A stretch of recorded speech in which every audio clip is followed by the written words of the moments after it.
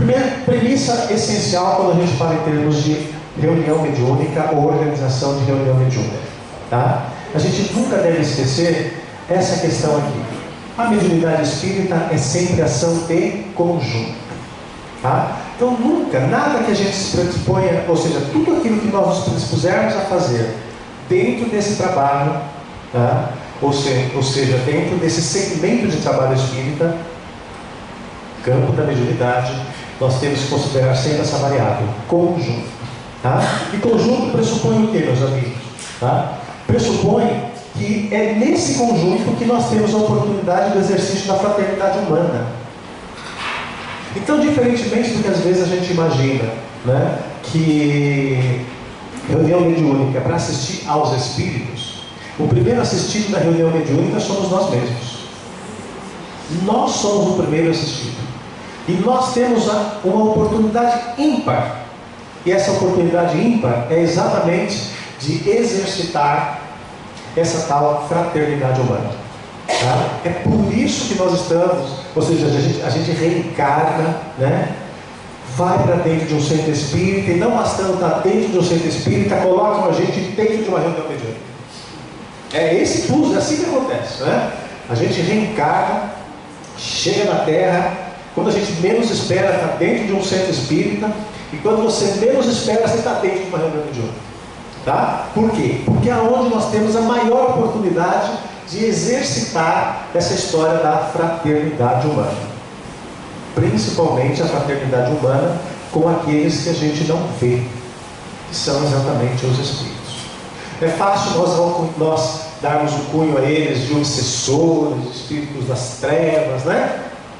Eu não vejo nisso nada de fraterno. Talvez a gente tenha que repensar o nome que nós damos para esses irmãos, né? Talvez a gente não devesse mais falar em reunião de desobsessão, né? Talvez nós já estamos entrando nessa nova era, né? Talvez a gente tenha que mudar também alguns nomes, né? Porque os nomes, eles imprimem muita força, e às vezes a gente não faz ideia, né? A força que nós estamos impondo aqui. E é por conta disso que as pessoas chegam nas casas espíritas, quando sabem que estão com algum espírito obsessor, a primeira coisa que ela quer, o que é, gente?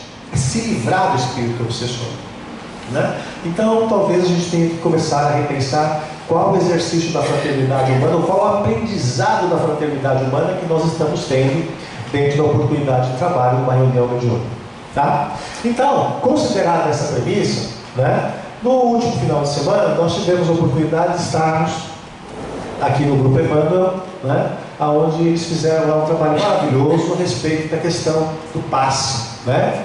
Imprescindível, né, a gente estar sempre atento para a formação, para a qualificação dos trabalhadores de todos os segmentos da Casa Espírita, né? E o Grupo Emmanuel, através da distrital aqui na região, né, eles fizeram essa oficina sobre a questão do passe. E por que eu estou chamando a atenção a isso? Primeiro, porque é uma prática que todos nós podemos fazer de uma forma simples, só requer boa vontade, tá?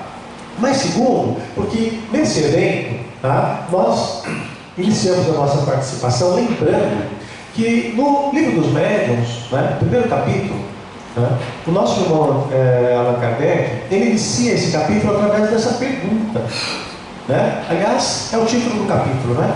Existem espíritos? E é o próprio Allan Kardec quem vai dizer o seguinte, tá?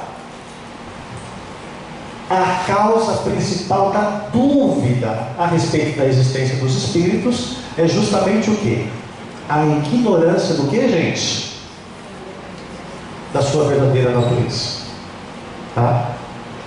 Vejam, há mais de 160 anos Kardec já, né, depois de toda a experiência que ele amealhou, né, nesse difícil trabalho da codificação, ele chegou a essa conclusão. Qual é a dúvida? Né? A dúvida é o seguinte: quando você desconhecer a verdadeira natureza dos espíritos, você vai ter dúvida se eles existem ou não.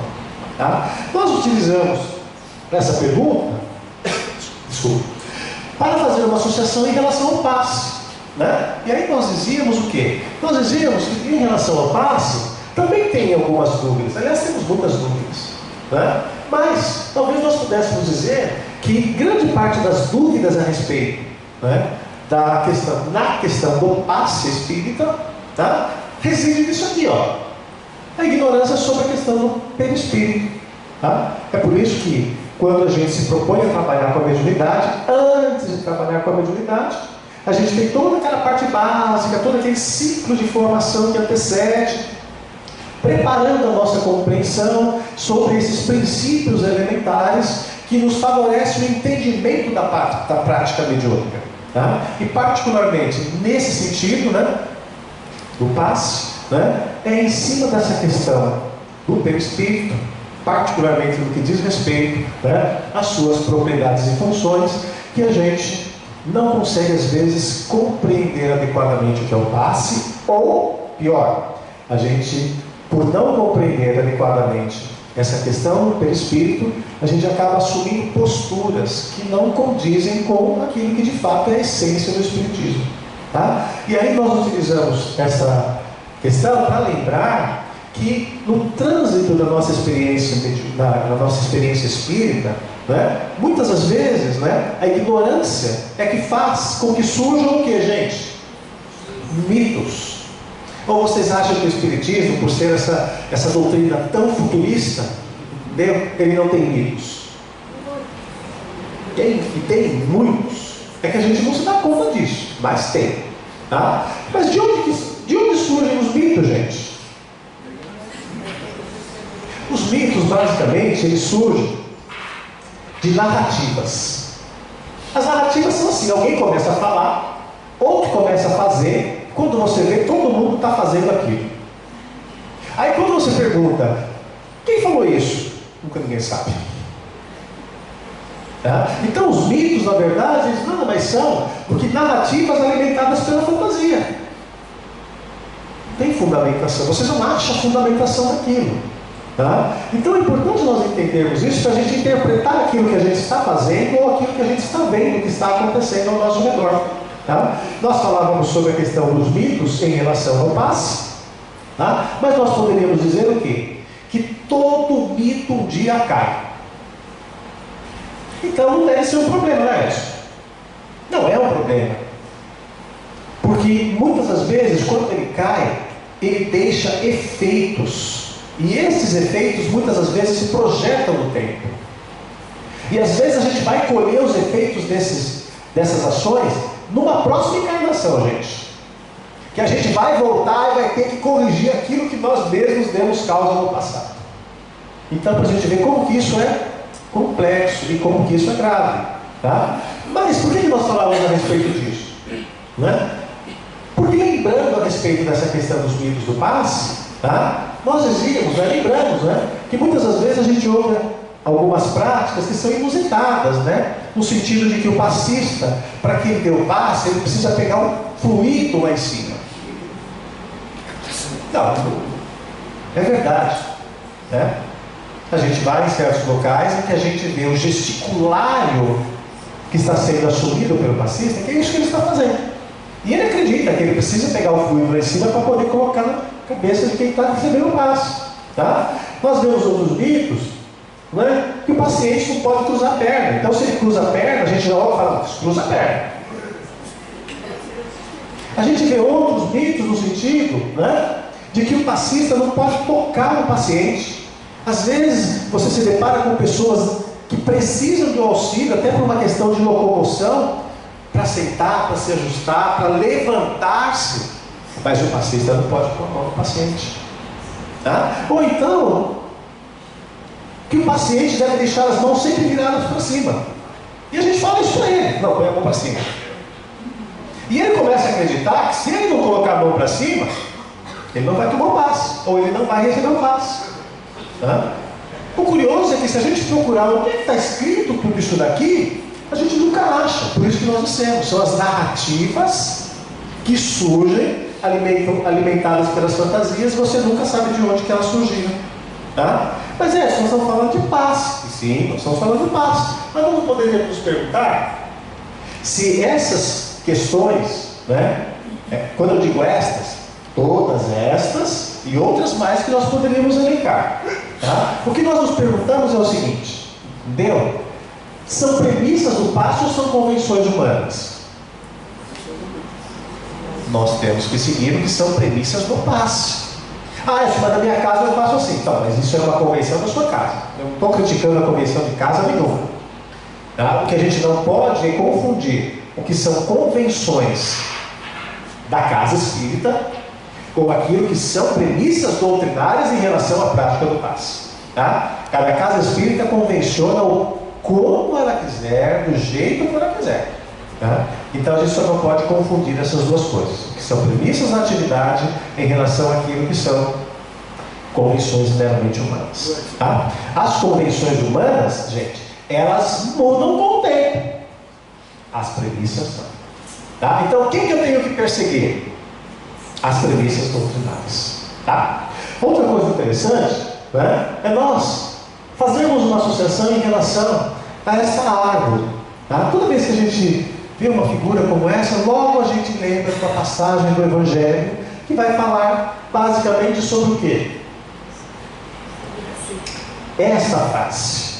Olha lá, gente. Toda planta que meu pai não plantou será arrancada pela raiz. Será que isso, em alguma medida, isso se aplica em relação àquilo que a gente faz nas nossas práticas dentro das casas espíritas? Será que certas convenções, o próprio tempo não cuidará de reformá-las?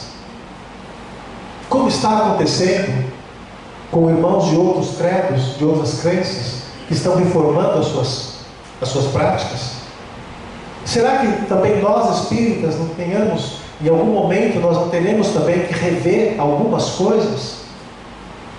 Então, eu acho importante a gente considerar essa questão. Por quê? Porque essa árvore vistosa que está aqui, ela só se transformou numa árvore seca a partir do que, gente? A partir daquilo que nós depusemos sobre ela. O cristianismo nasceu puro dos lábios sacrossantos de Jesus, e ao longo do tempo aquela pureza, e Jesus já sabia que isso ia acontecer, tanto é que assegurou que ia enviar o Consolador prometido, não apenas para consolar, mas para restaurar a verdade. O problema é quando aquele que vem para restaurar a verdade, né, acaba precisando ser restaurado também, né? Tá? Então, gente, por que isso é muito importante? É muito importante por causa disso aqui, ó. Crenças, cultos exteriores, né? Gera o que, gente? Primeiro que é tudo nulo essas questões. Para o princípio espírita, que é uma letra morta. Tá? Mas é principalmente por conta dessas duas palavrinhas aqui, ó, da superstição que a gente cria e do fanatismo que a gente gera. Por isso a gente tem que tomar cuidado com aquilo que a gente está fazendo e como a gente está fazendo. Tá? Então, eu trouxe essa associação para lembrar que, em relação às reuniões mediúnicas, ou em relação à prática mediúnica das reuniões espíritas, talvez a gente tenha que pensar se nós também não temos ali alguns mitos que precisam ser revistos sobre o que nós fazemos, como nós fazemos, né? Mas por que a gente faz desse jeito? Bom, a casa espírita, quando foi fundada há 100 anos, já era assim. Eu continuo fazendo. Sabe por quê? É melhor não mexer no time que está ganhando. Bom, primeiro a gente precisa saber se o time está ganhando, não é isso? Então, quando a gente fala em termos de certos mitos que talvez a gente possa encontrar, a gente tem que lembrar, basicamente, né, que no seminário anterior, aquele que eu vou postar depois para vocês o material, né, nós falamos que é um erro a gente acreditar que o médium é um aparelho que basta você ligar uma tomada.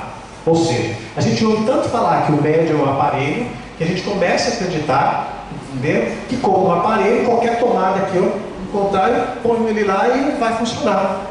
Ou seja, eu posso pegar um médium, colocar em qualquer circuito mediúnico, e médium que é médium tem que funcionar, não é isso, gente?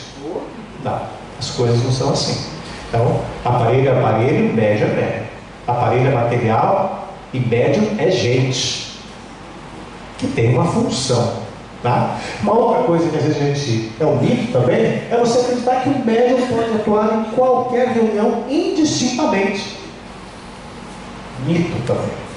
Tá? Ou você acreditar que, ou melhor, você subestimar a frequência de cada médium. Cada médium, cada um de nós temos uma frequência própria. E nós não podemos subestimar essa questão na hora de você colocar o trabalhador dentro de um grupo mediúnico.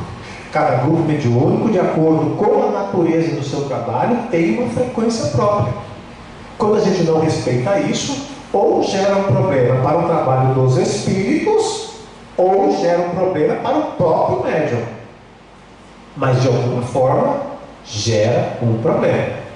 Outra questão é nós não considerarmos, ou seja, que a importância dos médiuns não ostensivos. É a gente acreditar que basta que eu tenha um médium ostensivo e a reunião vai embora. Então vai. Mas por que a gente não para pensar qual é a função do dito médium não ostensivo? Então só quem já se predispôs a fazer isso é que vai poder dizer, olha, quando eu tenho um médium não ostensivo, o resultado é um. Quando eu não tenho, o resultado é outro. E assim por diante. Tá? Ou então nós dizemos, né, que a colocação das pessoas no entorno do circuito mediúnico que é indiferente. Né? Então cada um chega, senta onde quiser. Né? Não, gente, se existe um dirigente, o dirigente é responsável por isso. Porque ele vai avaliar, de acordo com a dinâmica do trabalho, a posição que é mais recomendável para que você tenha um melhor aproveitamento do tempo. E isso é muito importante, porque a dinâmica do trabalho é que dita, entendeu? Como, né, que os fluxos espirituais transitam naquele circuito. Então não é colocar as pessoas em qualquer lugar. Aí a importância que todo grupo mediúnico tem que ter um dirigente mediúnico. Tá? Mas tudo isso são coisas que nós já vimos, não vamos voltar a isso. Vamos apenas lembrar, gente, que quando a gente fala em termos de mediunidade e médium, né, nunca podemos esquecer dessa ilustração aqui. Rede errada ou rede certa. Quando a rede é errada, a rede e médium, eles não se compatibilizam, via de regra o que nós temos é isso, ó. Rede errada, o que eu estou vendo ali naquela lâmpadazinha, gente? Pode demorar, mas uma hora é isso que acontece. Se a rede for inadequada, ela não é errada, mas ela não é adequada. O que acontece é aquilo, ó. A luzinha do médium, ela poderia expandir muito mais, mas ela não expande. Porque não é uma rede perfeitamente ajustável para ele. Então, na verdade, o que nós precisamos, o que é, gente? É a rede certa. É só quando nós voltar.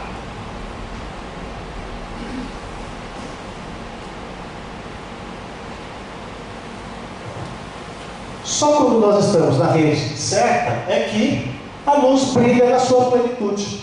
O médium também é assim. Você vai experimentando, experienciando. Quando você coloca ele no lugar certo, flui com absoluta naturalidade. Ah, Edson, mas médium não é médium? Médium é médium, mas rede não é rede. Frequência não é frequência. Então quem vê cara não vê coração. Então é importante a gente considerar essas variáveis, porque a gente sempre tem que perseguir esse modelo aqui, ó. Pessoa certa para a função certa, para o local certo. Tá? Dito isso, gente, vamos pensar que a gente não deve subestimar na organização dos nossos grupos mediúnicos limitações próprias que os médiuns têm, que todos nós temos. O que eu posso fazer? O que está no alcance da minha possibilidade. Nós não precisamos reinventar a roda para isso. O que a gente não pode é assim, olha, eu tenho um trabalho de desobsessão. Que é um trabalho como outro qualquer, mas que tem uma peculiaridade pela complexidade dos atendimentos, demanda que o médium tenha uma flexibilidade maior e uma resistência maior. Ah, mas o médium desencarnou, não tem ninguém. Ah, pega qualquer um e põe lá. Mas será que aquela pessoa que eu estou colocando ali Será que as limitações dele são compatíveis? Então a gente tem que pensar nisso. Então a gente nunca deve, não se pode subestimar as limitações que todos temos em relação à frequência que aquele médium atua. Volto a dizer, todos nós temos uma frequência própria. E a gente atua muito bem quando nós estamos dentro daquela frequência, de um trabalho que alcança aquela frequência. Mas a gente também não deve esquecer essa frase do apóstolo Paulo. Olha só o que ele fala. E, gente, tudo me é permitido, mas nem tudo me convém. Pergunto: posso pegar esse médium e colocar dentro daquele trabalho assim tempestivamente? Olha a frase de Paulo. Posso. Mas o que eu tenho que perguntar? Convém? Aí eu tenho que perguntar esse convém de duas abordagens. Convém para quem? Bom, convém para mim, porque eu não vou ver mais aquela cadeira vazia e eu vou ter um médium trabalhando ali. Ótimo. Convém para o médium? Se essa conveniência não for para as duas partes, o que eu devo fazer, gente? Pensar melhor antes de aplicar aquela ação. Tá? Isso é o quê? É você respeitar a condição do trabalhador. Porque o maior patrimônio que nós temos dentro da casa espírita é o material humano. E se eu não cuidar desse material humano, ele vai ter uma vida longa ou ele vai ter uma vida abreviada. Não em termos de desencarne, mas em termos de condição para o trabalho. Tá? Mas eu também não devo superestimar as possibilidades do médium. Superestimar significa o seguinte, né? Quem pode o mais, pode o menos. Se ele funciona muito bem para comunicações de amigos superiores, ele deve funcionar também muito bem para quem, gente? Para comunicações de irmãos não tão superiores, né? É verdade? É verdadeira essa premissa, gente? Quem funciona bem por mais, funciona bem por menos? Não, não é. Nem sempre o que funciona bem para esse gênero de comunicação funciona bem para esse gênero de comunicação. O mais comum é o contrário. Eu funciono muito bem para esse gênero de comunicação, mas não funciono muito bem para aquele outro gênero de comunicação. Por que a gente funciona melhor com espíritos em maior dificuldade, gente? É a lei da matemática, né, gente? É o que está mais pertinho da gente, né? Então a gente às vezes sonha que a gente vai desencarnar e já vai para o nosso lar, né, gente?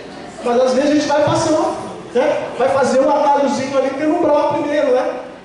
Então a gente às vezes tem muito mais, a gente não, isso é o mais comum. A gente tem muito mais facilidade para comunicações difíceis do que para comunicações de irmãos superiores.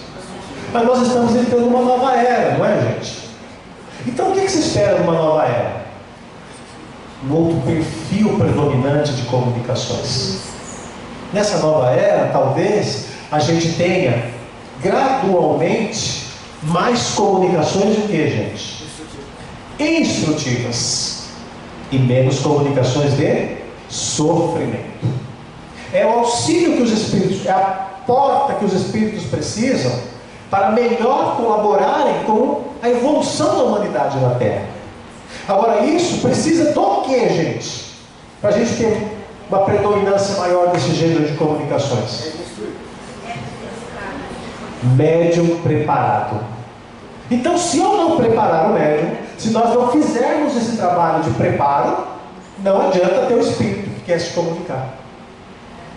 Não adianta ter o espírito autorizado a se comunicar, porque na ponta da linha eu não tenho o aparelho capacitado para isso.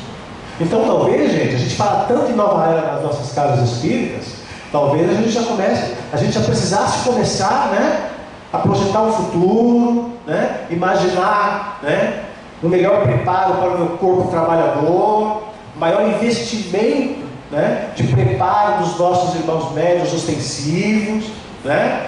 Por quê? Porque isso é um fato concreto. É um será uma lei natural da vida.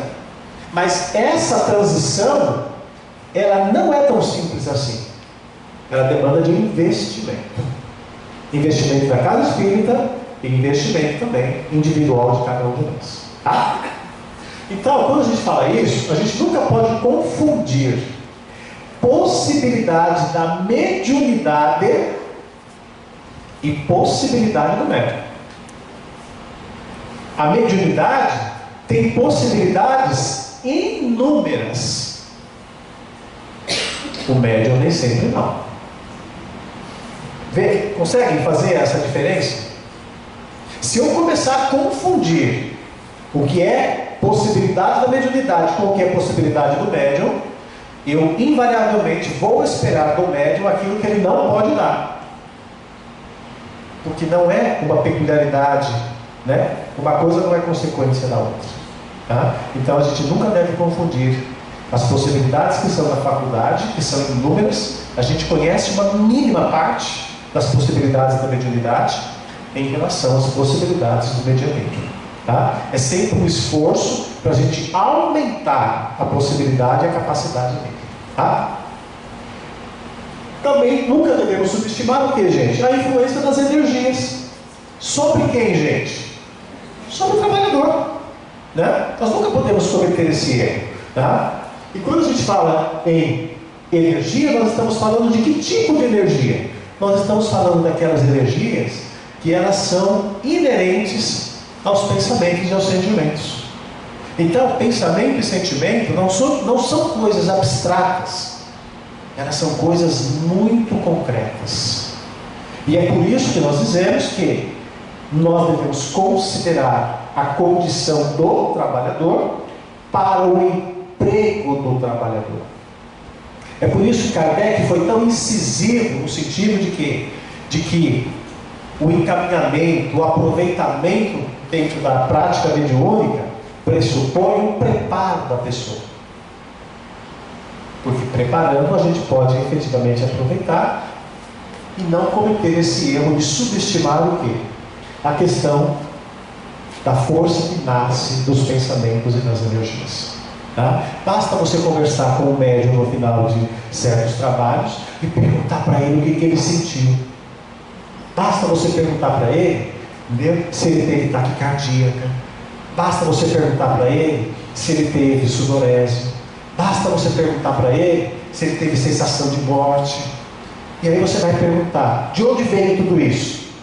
Veio exatamente dessas questões aqui. As energias que transitam pelo corpo dele durante o processo mediúnico. Tá? Qual é o caminho para isso, gente? Não tem outro. Né? Desde que Kardec materializou na Terra para nós a codificação espírita, tá? E isso já está mais do que sedimentado na Terra? Não. Apresentado na Terra. Sedimentado não. É outra história. Tá? Então, desde então, nós já temos perfeita condição de analisar os efeitos das nossas ações. Lembra da historinha lá da lâmpada? Mais luz, menos luz, e a lâmpada lá explodida? Tá?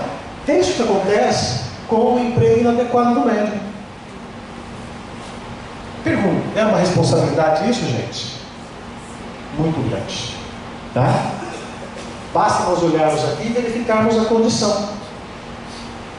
Um médium em harmonia e outro médium meio desfalecido. Né? Mas de onde está isso aí? Livro dos Médiuns, um capítulo que Kardec reservou para falar particularmente sobre o quê? Inconvenientes e perigos da mediunidade.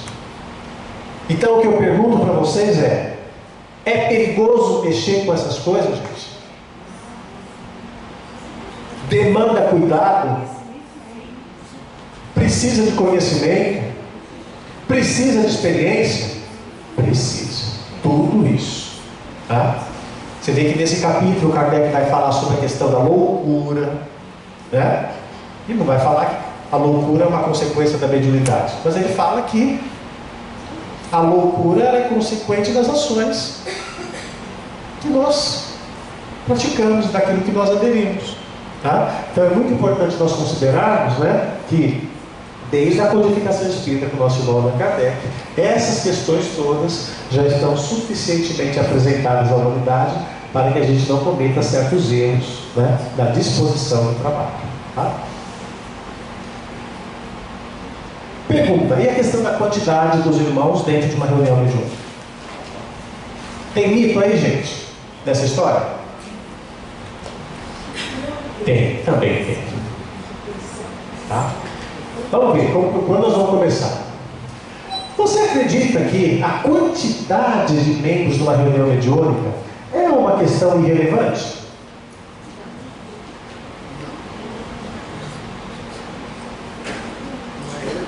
É relevante ou é irrelevante? Está quase um coro aqui já, hein, gente? Se a gente treinar mais um pouquinho, vai sair legal. Bom, não é irrelevante, né? E por que a gente está se lembrando isso? Basicamente, nós nem estamos preocupados se você respondeu que sim ou se você respondeu que não. Nós estamos fazendo uma pergunta e estamos dizendo que, para mim, não é nem o sim nem o não que é mais importante. Edson, se nem o sim nem o não é mais importante, o que é mais importante então? O que é mais importante, gente, é isso aqui, ó. É onde eu fundamento a minha resposta. Eu posso dizer que sim e fundamentá-la. E eu posso dizer que não e também posso fundamentá-la. O problema, sabe qual que é? É que a gente sempre dá a resposta, porém, eu não sei fundamentar a resposta que eu estou dando. Então, o mais importante para nós, que seguimos uma doutrina racionalista, é exatamente o quê? É saber fundamentar aquilo que nós estamos dizendo e aquilo que nós estamos fazendo. Nesse sentido, meus amigos, né, toda vez que nós falarmos, né, em quantidade em relação ao número de membros de uma reunião mediúnica, eu costumo sempre dizer o seguinte: a gente tem uma gota de solução e temos um oceano de problemas. Dá para fazer essa comparação, gente? É a parte mais difícil. É sempre essa. É você fazer essa gestão. Você sempre tem gotas de soluções e um oceano de problemas. Tudo dentro dessa questão da quantidade e a escolha de membros para uma reunião mediúnica. É a parte mais delicada do processo. Tá? E aí, o que nós poderíamos dizer? Né? Nós poderíamos dizer que não tem jeito. É um assunto que deve estar sempre sob o nosso foco de atenção. Não importa que um grupo foi criado há 100 anos e está funcionando bonitinho. Ele foi criado há 100 anos, está funcionando bonitinho, mas essa questão da quantidade de membros e da seleção de membros nunca pode fugir do radar da atenção. E sabe por quê, gente? Porque o grupo foi fundado há 100 anos. Mas em 100 anos, o que aconteceu nesse período, gente? Já teve médicos que passaram a ser espíritos comunicantes. Já teve médios que passaram a ser espíritos comunicantes. Muito bom. Tá? É natural o processo do que, gente? De alternância das funções. Alternância das pessoas. Então, aqueles que fundaram já não estão mais, outros vieram. Então, invariavelmente, você sempre vai estar se defrontando com essa questão. Quantidade das pessoas que eu tenho e da qualidade das pessoas que eu tenho. Tá? Por isso, gente, a gente vai destacar que são duas coisas distintas e ambas com o mesmo grau de complexidade. Definir a quantidade e como eu vou escolher as pessoas para estarem aí. Vocês podem escolher se vocês querem o mais difícil ou o mais difícil, porque são duas coisas rigorosamente iguais. Tá? Não tem mais fácil. Primeiro eu defini a quantidade, depois eu defini quem eu vou chamar. Tá? Essa é a escolha. Temos muitas respostas, ou melhor, temos muitas perguntas sobre isso e temos algumas respostas. E por que, gente? Porque nós estamos continuamente dentro de um processo de aprendizado. O que funcionava bem ontem, hoje talvez já não esteja funcionando da mesma forma. Então, demanda que a gente faça uma revisão dos processos. É isso que a gente aprende, né? A coerência está nisso, né? Estarmos continuamente revendo os processos que nós aplicamos, né? E é por isso que quando a gente pensa nessa questão, a gente sempre haverá de se perguntar como é no presente e como era no passado. Como que era no passado, gente? Como que a gente fazia essa questão no passado? Como que eu montava o grupo no passado? Sabe como a gente montava o grupo? Oi? Era basicamente um grupo familiar ali, ó. Juntava 2, 3 aqui, começava a fazer uma reunião aqui, outro 2, 3 ali, fazendo outra. Era assim. Só que na medida em que o projeto cresce, talvez já não dê para você montar, ou melhor, seguir aquele mesmo padrão. Até porque nem sempre as famílias acompanham os mesmos ideais. Então, quando a gente fala em termos de como é no presente e como é no passado, na verdade nós estamos falando qual é o critério. Quer no passado ou quer no presente, uma coisa não pode deixar de existir. O que, gente? O critério. Qual é o critério que eu vou seguir para formar esse grupo? Porque se eu não tiver um critério, ele não tem uma perspectiva de longevidade. Por essa alternância natural que faz parte desse processo de evolução dos trabalhos mediúnicos. Então, quando a gente fala em termos de critério, quantidade e escolha de meios, muita coisa no passado era fundamentada no que, gente? Costumes. Não é isso? Boa vontade, gente. Os grupos se formavam essencialmente por boa vontade. Você não estava preocupado com técnicas, nada disso. Né? Era boa vontade das pessoas de se juntar para fazer uma reunião, para pregar o Evangelho. E ainda, alguma coisa de errado? Não, absolutamente não. Mas o que nós devemos considerar é o quê? Que o tempo passa e os costumes precisam ser também melhorados. Então nós temos muita coisa dentro desse tema, né? Que se prendia no passado a questão dos costumes. Muita coisa que nós temos hoje está relacionada com o quê? Hoje nós já temos muita coisa em cima das obras, né? Eu sei dos costumes, mas eu sei que as obras servem como um elemento norteador. Concordam, gente? Tá? E aí nós temos também os números dizendo muita coisa para a gente. 3 coisas distintas que a gente pode utilizar como elementos na análise dessa questão de quantidade e escolha de membros para uma reunião mediúnica. Tá? Vejamos, por exemplo, no passado era um mito. Aqui as pessoas em torno de uma mesa, todo mundo de mãozinha dada. Alguém lembra dessa época, gente? Eu estava. Temos uma irmã aqui que lembra. Era assim. O que você tinha que fazer? Sentado em torno da mesa e dar as mãozinhas. Por quê? Porque dar as mãozinhas era o pressuposto de quê, gente? Corrente, né? Força, né? Mas e se não der as mãozinhas? Tem que dar as mãozinhas. Não, mas eu não quero dar a mãozinha, então você não pode participar. Era mais ou menos assim. Entendeu? Eu não gosto muito daquele meu colega do lado, não vou dar a mãozinha para ele, então me muda de lugar. Tá? Ou vocês acham que não tinha isso? Tinha e ainda tem.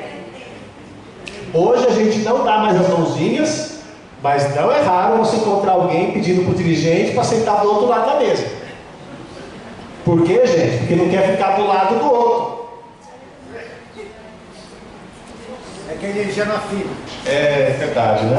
Bom, era um mito, tá, gente? Quer ver um outro mito? Tá? A outra imagenzinha aqui. Um homem e uma mulher, um homem e uma mulher, um homem e uma mulher. E eles encostavam o dedinho, tá? Olha lá, eles, ó. O dedinho tava, ó, o dedinho de um tá dentro do dedinho do outro. Pergunta: existiu isso na nossa história, gente? Ó! Existe!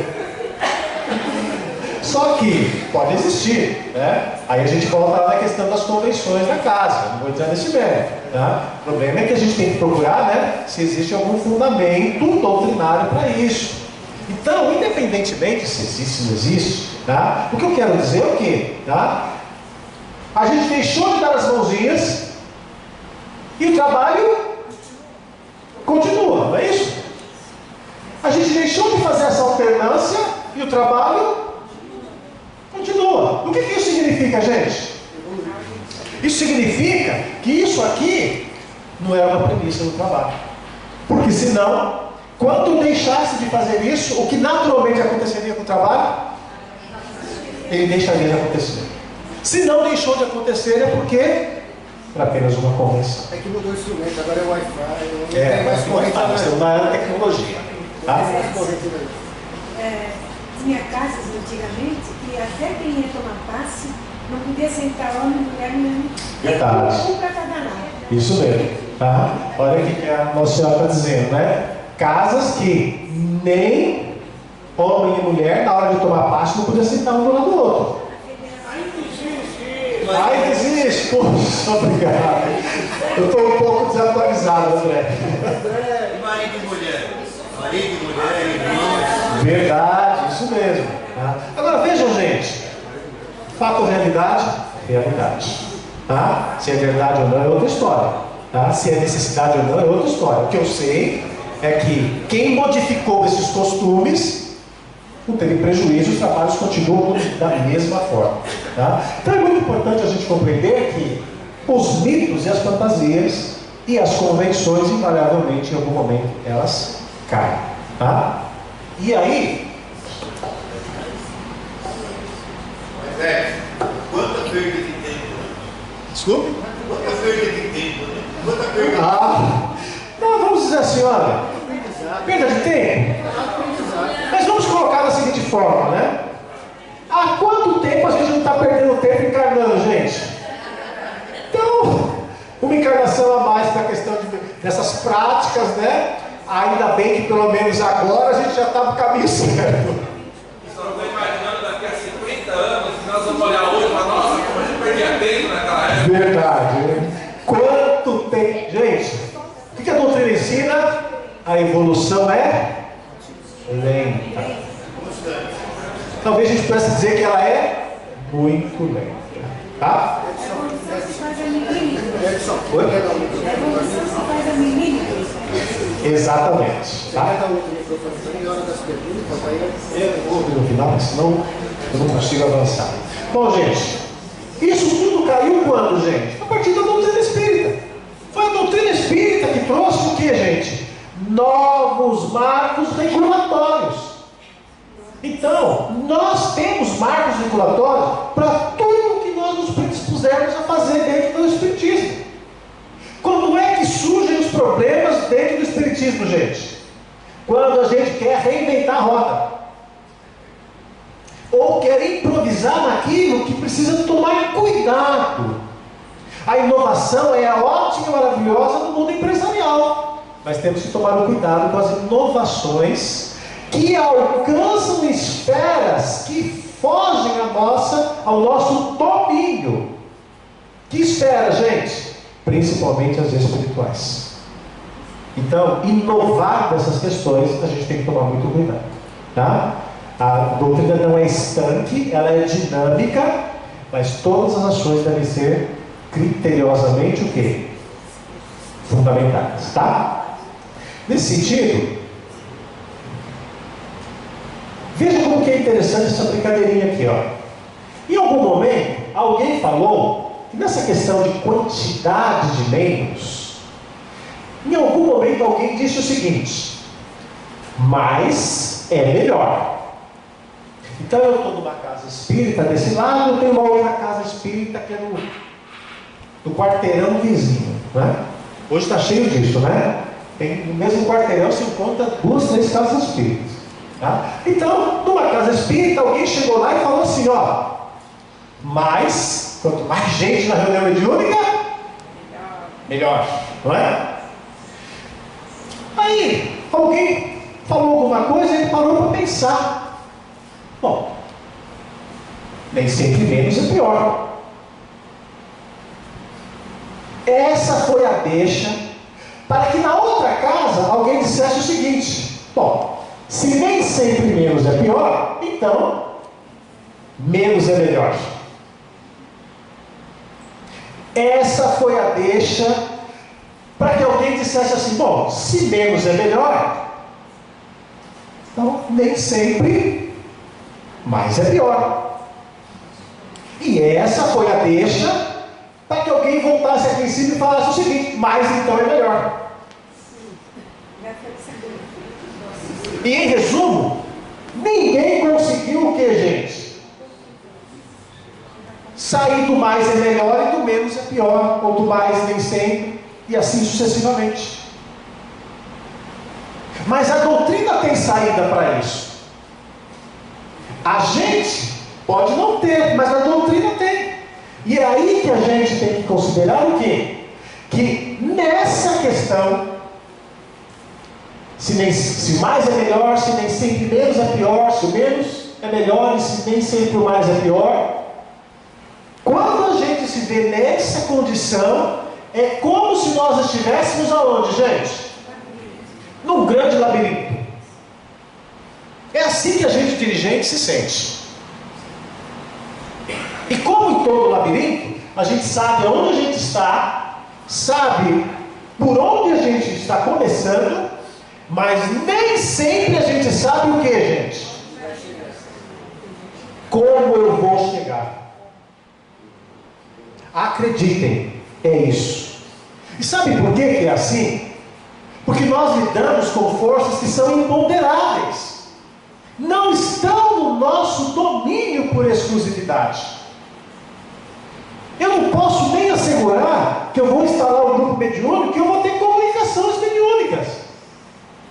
Eu não posso nem dizer que os espíritos estão lá. Se eu tenho um médium e eu tenho espírito, eu tenho comunicação. Essa equação não fecha. Porque às vezes eu tenho dirigente, eu tenho médium, eu tenho espírito, mas não tenho comunicação. Porque os espíritos não fazem aquilo que eu quero.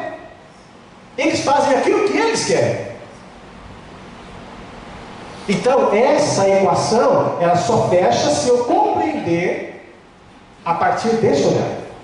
Por isso, meus amigos, né, o grande marco regulatório que todos nós temos são os princípios que norteiam a doutrina espírita.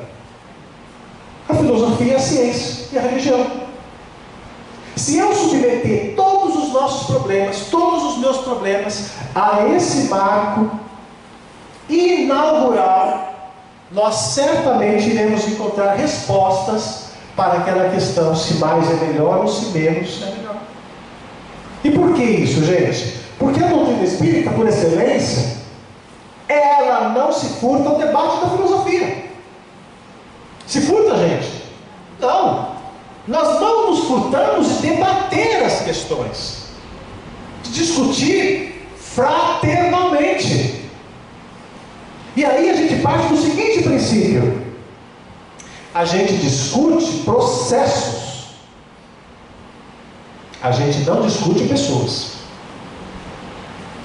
Onde estão os grandes problemas dentro das casas espíritas? É que a gente não está discutindo o problema. Eu estou discutindo o que, gente? A pessoa.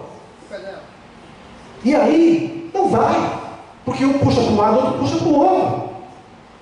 Então, o debate filosófico que a doutrina espírita se propõe é o debate de ideias.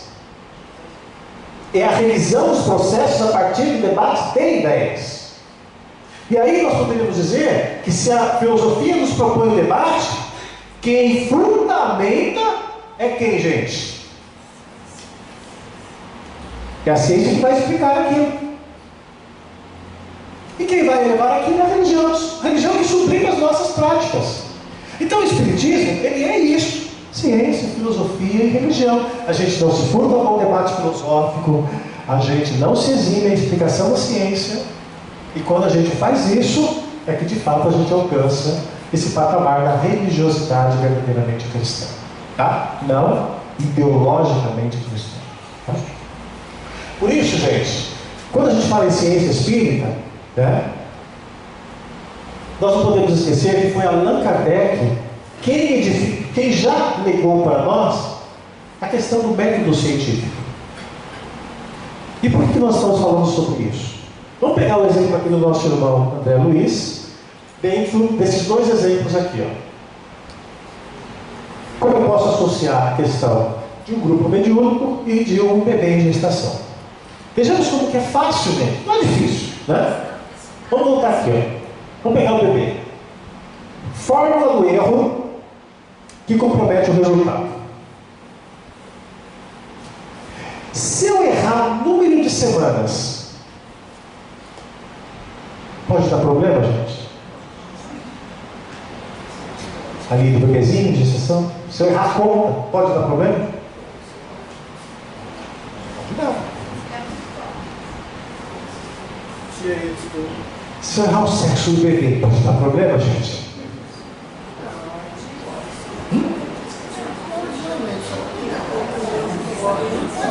Pode. Você vai comprar um enxovalzinho todo rosa. Vai criar problema. E aí você vai ver lá um bebezão. Aí o que você faz com o enxovalzinho todo rosa? Doa e compra o azul, não é isso, gente? É? Então, se errar o sexo do bebê dá problema sim. Tá? A posição do bebê pode dar problema, gente? Gigantesco. O estado do bebê pode dar problema? Muito. Em resumo, gente, eu só brinquei aqui com 4 alternativas para dizer o seguinte, tá? Essas 4 coisas podem dar muito problema. E elas sempre vão acontecer quando? Quando você tem um conhecimento insuficiente, certo? Quando você tem, e esse conhecimento insuficiente, invariavelmente leva você para quê, gente? A uma análise precipitada das coisas. E a consequência disso, via de regra, é nós formularmos interpretações equivocadas. Mas nós estamos falando do bebê. Ah, pera um pouquinho. Ah, desculpe. Na historinha do bebê, tem coisa que se eu errar, é só trocar o enxoval, né? De azul para rosa, né, gente? Só que tem coisa que pode ser fatal. Concordam? É muito coerente isso, né? Mas vamos pensar, e se eu estivesse falando de um grupo mediúnico, gente? Será que vai dar para aplicar o mesmo raciocínio? Olha lá. Fórmula do erro. Que também compromete os resultados. Tá? Se eu ignorar a natureza do trabalho a que nós nos propusemos, pode dar problema? Pode. Se eu não observar as condições desejáveis para aquele trabalho, pode dar problema? Pode. Eu vou dar um exemplo. Nós queremos trabalhar com materializações de espíritos. Só que quando eu vou trabalhar com materializações de espíritos, existem condições que são desejáveis. Se eu não observar essas condições desejáveis, vai ter espírito materializado ali, gente? Não vai. Tá? Ah, eu quero trabalhar com materializações de espíritos, mas eu não tenho médios de efeitos físicos. Condição desejável? Condição imprescindível. Tá? Vamos pegar outro exemplo aqui. se eu subestimar o perfil dos médiuns que eu tenho. Ou se eu não avaliar perigos que são previsíveis. Quando a gente lida com o trabalho mediúnico, com reunião mediúnica, existem questões que são previsíveis e outras que não são previsíveis. O problema nunca está naquelas situações que são previsíveis. Ou melhor, nas imprevisíveis. O problema sempre está nas questões previsíveis não observadas. Mas por que eu juntei essas 4 coisas? Porque aquela regra anterior vai valer também. Se eu tiver um conhecimento insuficiente, vai gerar invariavelmente uma análise precipitada e, por consequência, interpretações equivocadas. E isso, gente, não é uma questão opinativa, é uma questão científica. É que normalmente a gente não para pensar a ciência na alocação dos nossos recursos mediúnicos. E é por isso que a gente tem muito problema dentro dos grupos mediúnicos. Tá? Mas se eu pensar em grupo mediúnico, também vale aquilo ali. Tem coisa que não dá muito problema, mas tem coisa que pode ser fatal. O Hermínio Miranda fala o seguinte, que a depender de como a gente se coloca nessa organização, de quantidade de pessoas e da escolha das pessoas, é o limiar entre o êxito de um trabalho ou o fracasso de um trabalho.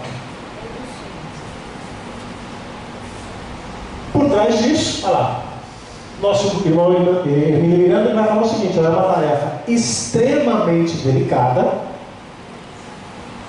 O êxito ou o fracasso do grupo depende da correção das nossas ações. E como é que a gente escolhe o caminho do êxito, gente? Toda vez que eu escolho fundamentar as minhas ações a partir daquilo que já está mais do que sedimentado doutrinariamente. Tá? Sempre precisamos estar suficientemente fundamentados, pacientemente pensadas e maduramente refletidas. O que? Todas as nossas ações. Tudo que eu for fazer. Tá? Ó, suficientemente fundamentadas nas obras, pacientemente pensadas e maduramente refletidas. Tá? Por isso que a gente diz o seguinte, são ações, gente, que não comportam decisões improvisadas. Com mediunidade, a gente não pode ficar improvisando as coisas. Está no trás, né? Suficientemente pensadas, maduramente refletidas. Tá? O Hermínio Miranda fala o seguinte, você quer ter problema com o grupo mediúnico? Seja precipitado na hora de escolher as pessoas. Aí você vai ver o trabalho que dá na hora de tirar a pessoa. Aí você vai entender o que ele estava querendo dizer, né, com o suficientemente pensadas, né? Por quê? Você coloca a pessoa e depois você tirar a pessoa. Aí você fica entre a cruz e a caldeirinha. Você não sabe se fica com a pessoa ou se você fica com o êxito do trabalho. E quase sempre a gente escolhe ficar com o quê, gente? Com as pessoas. Tá? Então, nesse sentido, a gente sempre tem que considerar o seguinte, né? Organizar grupos mediúnicos não existem atalhos. É difícil mesmo. Não adianta nós queremos cortar caminhos. Existem certos caminhos que são caminhos necessários. A gente precisa passar por eles. Eles parecem tortuosos, mas são caminhos necessários. Temos que tomar cuidado também com desvios, porque muitas das vezes você não sabe aonde aquele desvio vai te levar. E a gente não precisa disso, sabe por quê? Porque sempre nós vamos encontrar uma ponte para fazer as nossas travessias. Sempre nós vamos encontrar um caminho. O que a gente não pode ser é precipitado. Vamos abrir um grupo, vamos chamar as pessoas, eu não penso no que eu vou fazer, eu não analiso a natureza do trabalho que eu estou predispondo, eu não avalio o perfil dos médios, eu ajunto as pessoas e depois eu quero o melhor resultado. Quase sempre vai dar o pior resultado. Tá? Não por conta das pessoas, mas porque a gente coloca pessoas que não são compatíveis ou que não têm perfil para aquilo que a gente está se predispondo. Tá? Por isso, disse o nosso irmão Emílio Miranda: não basta juntar amigos, familiares, apagar as luzes e aguardar as manifestações. Isso porque dá certo lá atrás, tá, gente? Hoje, que a maior parte dos grupos são formados de pessoas diferentes, não mais em cima de núcleos familiares, tá? Então hoje você tem que considerar essa assertiva do Emílio Miranda. Não adianta você juntar um punhadinho de gente, colocar dentro de uma sala, apaga as luzes e espera que as manifestações vão acontecer. Tá? Essa é a fórmula do que, gente? É a fórmula de começar errado.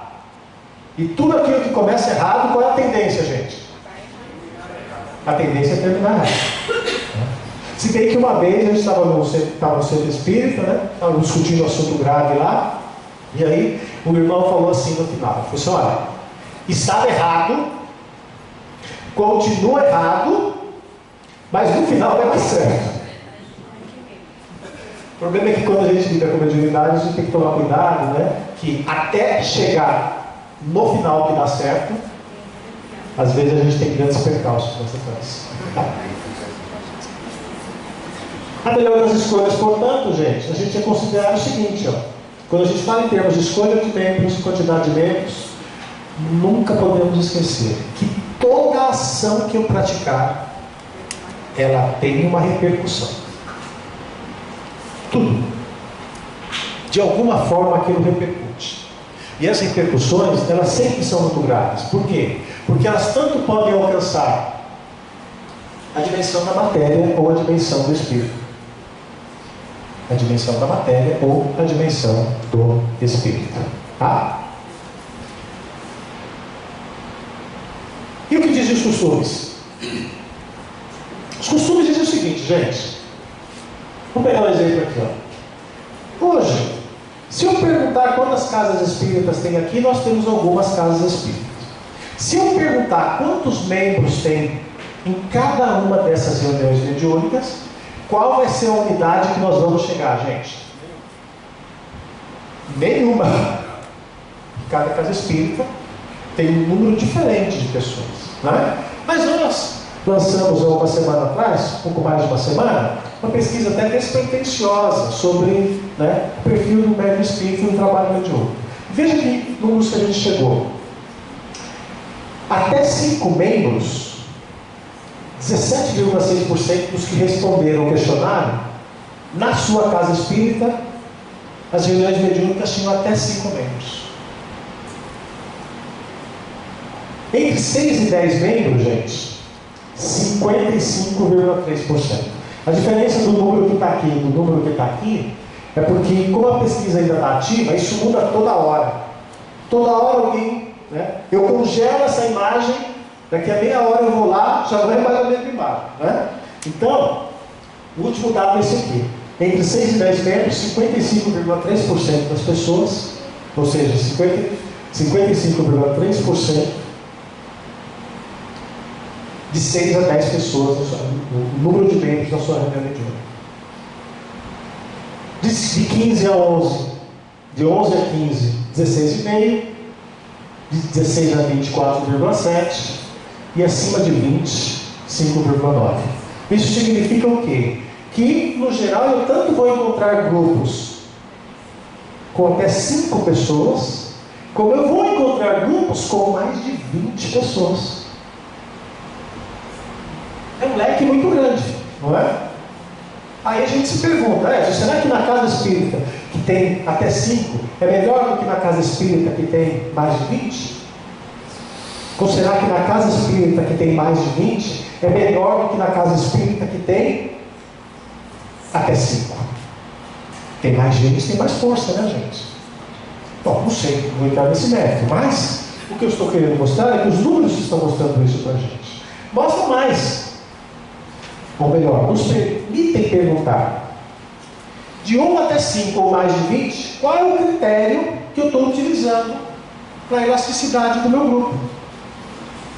Lembra que nós falamos atrás? O problema não é se eu respondo sim ou não, o problema é se eu fundamento aquilo que, à medida que eu estou adotando? Pois bem, isso aqui é mais importante do que quantas pessoas tem um grupo mediúnico na minha casa espírita. Qual o critério que eu tenho? Porque eu não posso não ter critério. Tá?